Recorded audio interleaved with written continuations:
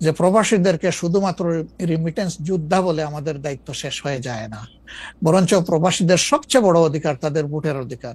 এটা নিশ্চিত করার জন্য আমি আহ্বান জানাবো প্রবাসের যে যেখানে আছেন সেখান থেকে আপনাদের সর্বাত্মক, যেখানে আন্দোলন সম্ভব আন্দোলন, যেখানে চেষ্টা সম্ভব চেষ্টা। ইলেকশনের আগে তো অনেক ধরনের কথাই আসে, কেউ কেউ একটা জরিপ করে, কেউ কেউ নিজস্ব। আপনারা কি নিজস্ব কোনো জরিপ করেছেন আপনাদের আসন বা আপনাদের পপুলার ভোট বা পপুলারিটির ব্যাপারে? কেউ কেউ বলছেন এবার আপনারা 91-এর বিএনপি যেমন আওয়ামী লীগকে কাঁদিয়ে ক্ষমতা পেয়ে গেছিল, এইবারও আপনাদের এরকম একটা হইতে পারে, এটা কি আপনার মনে হয় যে মানে মহান আল্লাহ সবচেয়ে ভালো জানেন, তবে আমরা জরিপ করেছি এবং আরো করব। আচ্ছা, আমরা যখন জরিপ করি তখন নির্বাচনী কোনো আবহ সৃষ্টি হয় নাই, সেটা ছিল নভেম্বর ডিসেম্বরে। আর আমরা এখন নির্বাচনী আবহ কিছুটা এসেছে, সকল অ্যাক্টর এখন ময়দানে কম বেশি ভিজিবল হবেন, তারপরে ইনশাল্লাহ আমরা জরিপ করব। তখন বোঝা যাবে যে আগের মূল্যায়ন আর পরের মূল্যায়নের মাঝে তফাৎটা কতটুকু। আর যেটা বললেন যে কাউকে খাদ দিয়ে খাওয়ার ক্ষমতায় যাওয়া, আমরা ভাই আসলে ক্ষমতায় যাওয়ার বিষয়টা দেখি না। আমরা দেখি যে এটা একটা বিশাল দায়িত্বের বোঝা। আল্লাহ যদি কখনো সে কাজের জন্য আমাদেরকে কবুল করেন, তাহলে আমরা শাসক নয় ভাই, দোয়া করেন আমরা যেন মানুষের সেবক হতে পারি।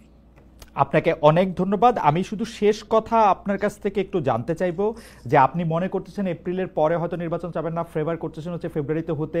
আপনি কি আমাদের দর্শকদের উদ্দেশ্যে কিছু বলবেন যাতে একটা নির্বাচনী বা গণতান্ত্রিক আবহাওয়ার মধ্যে যে যার মতো করে আসলে সৎভাবে তার নির্বাচনী ক্যান্ডিডেট বা তার পছন্দের মানুষ বাছাই করতে পারে? এই প্রসঙ্গে থ্যাংক ইউ আমাকে শেষ সুযোগ দেওয়ার জন্য। অবশ্যই প্রথমে আমি দর্শকদের উদ্দেশ্যে বলবো যে অনেক ত্যাগ এবং তিতিক্ষার বিনিময়ে আমাদের স্বাধীনতা পাওয়া, আমাদের 24-এর এই পরিবর্তন পাওয়া, এটাকে আমরা যেন সঠিকভাবে সম্মান করি, মূল্যায়ন করি এবং দেশে একটা সুশাসন কায়েমের জন্য অবশ্যই পূর্ব শর্ত হচ্ছে একটা ভালো নির্বাচন, সুষ্ঠু নির্বাচন, গ্রহণযোগ্য নির্বাচন।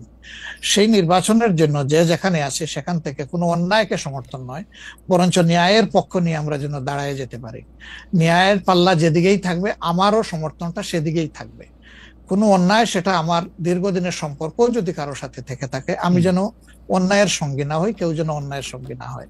2 নম্বর, যেহেতু প্রবাস থেকে আপনার সাথে আমার এই কথা, সেই কারণে আমি অনুরোধ করব যে প্রবাসীদেরকে শুধুমাত্র রিমিটেন্স যোদ্ধা বলে আমাদের দায়িত্ব শেষ হয়ে যায় না, বরঞ্চ প্রবাসীদের সবচেয়ে বড় অধিকার তাদের ভোটের অধিকার।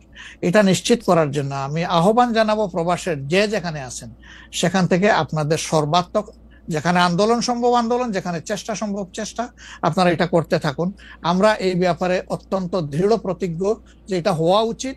নির্বাচন কমিশন স্বীকার করেছে, সরকার স্বীকার করেছে, কিন্তু এখন পর্যন্ত দৃশ্যমান কোনো পদক্ষেপ নেওয়া হয়নি। আমরা উদ্বিগ্ন। আপনাদেরকেও এগিয়ে আসার জন্য আমি আহ্বান জানাবো, যারা বিশেষ করে প্রবাসে আছেন।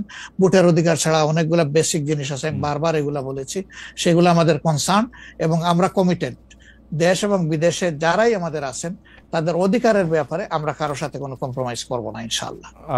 ডক্টর শফিকুর রহমান, আপনাকে অনেক অনেক ধন্যবাদ। আপনি আপনার সময় দিয়েছেন, আপনার জরুরি কাজ আছে, নাহলে আমরা আরো কিছুক্ষণ আপনার সাথে কথা বলার একটা সুযোগ নিতাম। ভবিষ্যতে নিশ্চয়ই আমাদের সেই সুযোগ আরো হবে।